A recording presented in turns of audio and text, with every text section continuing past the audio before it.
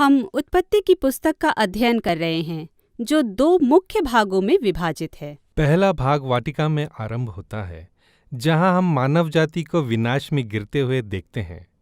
उस भाग का अंत बाबेल के मीनार से होता है, जहां परमेश्वर विद्रोही मानव जाति को तितर-बितर कर देते हैं। फिर उत्पत्ति का दूसरा भाग आता है, जहां केवल एक ही परिवार पर ध्यान केंद्रित किया गया है। और इस कहानी के बिल्कुल मध्य में वह कड़ी है जो उत्पत्ति के 2 भागों को जोड़ती है और हमें यह समझाने में सहायता करती है कि यह पूरी पुस्तक क्या है। तो हम बाबेल के मीनार से कहानी के मध्य में कैसे पहुंचते हैं? बाबेल के मीनार से तितर-बितर होने के बाद एक वंशावली दी गई है और वंशावली एक गोत्र से होती हुई एक मनुष्य अब्राहम पर रुक जाती है। आप शायद उसे अब्राहम के नाम से जानते हैं। परमेश्वर अब्राहम को ये सारी प्रतिज्ञाएं देना आरंभ करते हैं, जैसे कि वह उसे आशीषित करेंगे और उसे अनगिनत संतान देंगे, और वह कहते हैं कि उसके और उसके परिवार के द्वारा पृथ्वी की सब जातियां आशीष पाएंगी। तो मूल रूप से परमेश्वर संसार के लिए अपनी मूल इच्छा में मानव जाति को अदन की वाटिका की अच्छाइयों में पुनः ले आने का प्रयास करते हैं। यह मानव जाति के लिए उसकी बचाव की योजना है। इसलिए उत्पत्ति का दूसरा पूरा भाग इस एक परिवार के विषय में है।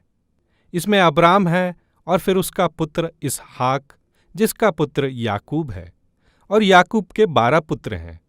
और परमेश्वर प्रत्येक पीढ़ी से उनको आशीषित करने और उनके द्वारा सब जातियों को आशीषित करने की अपनी प्रतिज्ञा को फिर से दोहराते हैं। संसार को बचाने के लिए इस परिवार का उपयोग करने की प्रतिज्ञा के कारण इन कहानियों को एक अच्छा मनुष्य बनने के उदाहरण के रूप में भी पढ़ा जा सकता है, परंतु वास्तव में अधिक समय तक यह परिवार निष्क्रिय ही रहा। उदाहरण के लिए आइए वापस अब्राहम की ओर जाते हैं।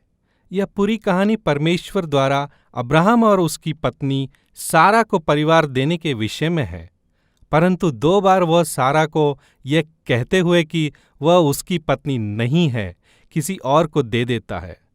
और फिर सारा पुत्र प्राप्ति के लिए उतावली हो जाती है और वह अपनी दासी को अब्राहम के साथ सोने के लिए दे देती है, जिसके कारण परिवार में यह सारी समस्याएं आरंभ हो जाती हैं। अब वे बहुत ही बूढ़े हो चले थे और आप यह सोच रहे होंगे कि अब तो वे अपनी संतान बिल्कुल उत्पन्न नहीं कर सकते, परंतु चमत्कारिक रीति से उनकी संतान उत्पन्न हो गई। वह इसहाक था। इसहाक के 2 बेटे हुए, एसाव और याकूब, और लगता है कि अब वो सब कुछ ठीक चल रहा है। परंतु याकूब, जो छोटा था, उसे वारिस का हक चाहिए, जो वास्तव में बड़े भाई इसहाक का अधिकार था। इसलिए वह एक योजना बनाता है जिसमें वह इस हक को अपने पिता इसहाक से छीनने वाला है, जो इस कहानी में अब बूढ़ा और अंधा हो चुका है। ऐसा कौन कर सकता है? ये तो भयानक है, अपने अंधे पिता से चोरी करना। पर वह करता है और वहां से भाग जाता है। फिर इसके बाद याकूब के 12 पुत्र होते हैं और एक बहुत बड़ा परिवार हो जाता है। लेकिन याकूब अपने 11वें पुत्र यूसुफ से अन्य सभी पुत्रों से अधिक प्रेम करता है और वह उसे एक विशेष बहुरंगी अंगरखा देता है, जिसके कारण उसके भाई उससे जलने लगते हैं। इतना कि वे उसकी हत्या करने की योजना बनाते हैं। परंतु वे ऐसा नहीं करते, वे उसे मिस्र में दास के रूप में बेच देते हैं। अब जब यूसुफ मिस्र में था तो अनेक विचित्र घटनाएं घटती है। यूसुफ बंदीगृह में जाता है, फिर वहां से निकलकर मिस्र के राजा के बाद दूसरे स्थान पर अधिकारी बन जाता है। और फिर बाद में पूरे मध्य पूर्व के देश अकाल पीड़ित हो जाते हैं।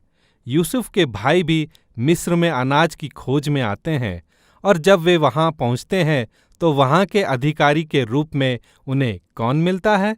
वह यूसुफ है, जिसे उन्होंने दास करके बेचा था, परंतु वह उन्हें भूखा मरने से बचाता है। तो आपके पास यहाँ अब्राम के परपोते हैं, जिन्होंने अपने भाई के साथ इतना क्रूरता का व्यवहार किया था, परंतु परमेश्वर ने उनकी दुष्टता को बदलकर भलाई उत्पन्न कर दी। इस पुस्तक के अंत में यूसुफ इसी बात को कहता है।